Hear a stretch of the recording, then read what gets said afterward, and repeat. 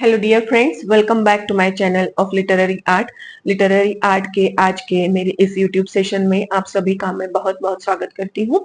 तो फ्रेंड्स, आज का हमारा जो चर्चा का विषय है वो है फेमिनिज्म। इस विषय पर आज हम चर्चा करने जा रहे हैं।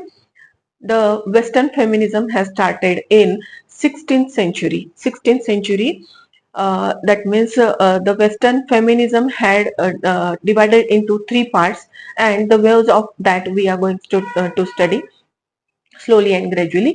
But if we are going to study the struggle of Indian women to bring equality for themselves in Indian society, it can be stressed long back. That means it was started in 6th century BC. That means the struggle of Indian women was quite long. And if we are going to see today's condition of women or the contemporary women in Indian society, then also they have to struggle for their place in Indian society. They have to establish themselves as a woman, as an officer, or as a minister, or as a social figure, or the public figure. So, friends, we are going to study and we are going to discuss about the place of women in Indian society and the feminism in India, especially with certain works and the certain writers in India. So friends, these writers may be from Hindi literature, or maybe from English literature, or maybe from Bengali and Tamil literature. So friends, stay connected with me and let us see the feminism in India. Friends, one of the reasons why Simone de Beauvoir nowadays also is called as the mother of feminism, or we can call her as the mother of modern feminism. It stays relevant even after 70 years of her legendary book, The Second Sex. And she had made one statement that all oppression creates a state of war, and this is no exception. One of the best ways to resist this is to understand the forces one is fighting. Much like their Western counterparts, such as Mary Wollstonecraft, she had written The Vindication of Rights of Women, Elizabeth Stanton, and the Betty Friedan, German Greer. Then we can cite other names of the women also, like the Shimamanda Adichie. India's robust tradition of feminist writers has stood up for the cause and added powerful voices to the movement, and many of the nuances of gender, religion, and caste struggle in the Indian context can be understood through the writings of such women. Friends, if we can see the images which I have provided here, such as the statement which had been made by Beyonce, the famous dancer, we need to reshape our perception of how we view ourselves. We have to step up as women and take the lead. That means we are the shaper of our place in society. So we have to take the initiative. We have to establish ourselves. That is the message which had been given by Beyonce. So friends, see how the struggle of the women had started, and the waves, first and second and third waves, and how these people in Western countries had achieved the social, political, and economic rights for themselves.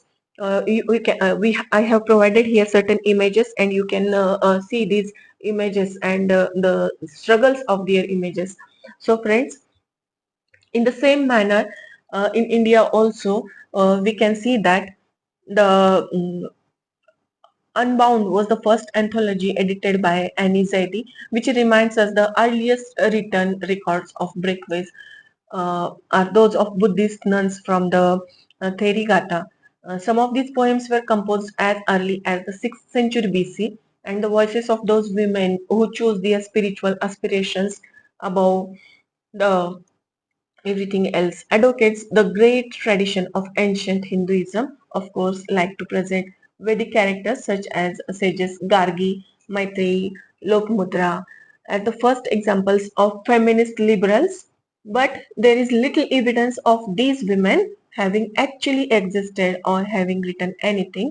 However, there is no harm in finding some gleeful inspiration from their stories of standing up to snooty male Brahmin scholars. Friends, it would be many more centuries before Indian women would start demanding and actually getting some literary agency. These were, of course, women outside the ambit of society who having cast off the weight of being man's property, found their voices. The Bhakti movement became a level playing field and yielded stars like 7th or 8th century uh, uh, mm, uh, uh, Christ, before Christ, then 12th century CE Akka Mahadevi, then Mirabai, and etc. Though primarily devotional and directed towards male gods, their poems reflect an autonomy of spirit in society that expected only convention and obedience from them. In their rejection of conventional gender roles and attributes, they set the earliest examples of feminism in action. Friends, apart from that, not only these women, but the Mughal women also had written about the feminism, and we can see about that Gulbadan Begum from Mughal emperor. She had written the record of Ahwal first Humayun Badshah, and she had tried to uh, uh, make certain efforts. Perhaps she was the first female historian of the Mughal court, Gulbadan Begum, though largely chronicling the life of her brother, Emperor Humayun, offers interesting perspectives of life within the Zinana and even mentions a lady's only a Makkah tour that she and her associates went on. Apart from that, we have the name called Noor Jahan. She is known to have written poetry, though not much of it survives. These are certain names so we can take from Muslim community also. So friends modern day feminism कैसे शुरू हुआ था इसके बारे में हम जान लेंगे some of the latter day Indian feminist had better luck with their male relatives and help move narrative forward so Maharashtra's glorious daughters such as Pandita Ramabai, or we can take the name of Savitribai Phule. She was the wife of Jyotirao Phule. She worked tirelessly for those oppressed by caste and provide access to education for girls. She wrote poetry reflecting uh, her struggles and ideals, which were published as the compilations titled Kavya Phule and Bhavan Kashi Subodh Ratnakar. Apart from that, another Maharashtra's glorious daughter, Pandita Ramabai, given the titles Pandita and Saraswati for her peerless knowledge of Sanskrit. This woman could match any man in scholarship, ambition, marrying outside her community and caste, traveling within and outside country, establishing educational organizations, ardent social activism, studying medicine, and converting to Christianity. Pandita Ramabai Saraswati set many precedents for successive feminists. But perhaps her most memorable contribution is her book High Caste Hindu Woman, which was written in 1887, which exposed all manner of gender oppression disguised as tradition and customs. So, friends, apart from these women, we have the second wave of feminist writers in India also, and it was reflected in post-independence writers like Ismat Chugtai, Amrita Pritam, Mahashweta Devi, Krishna Sopti, Kamala Das, Kamala Markandeya, exploring notions of boundaries, bodies, and sexualities. These writers were negotiating their place in new nation, still smarting from the fresh wound of partition, placing selfhood above nationhood and convention. Their books were defined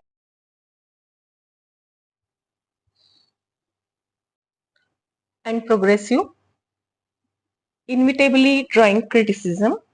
While some of these authors opposed violence through their words and characters, others turned witnesses and truth tell us about the sorry state of Indian women.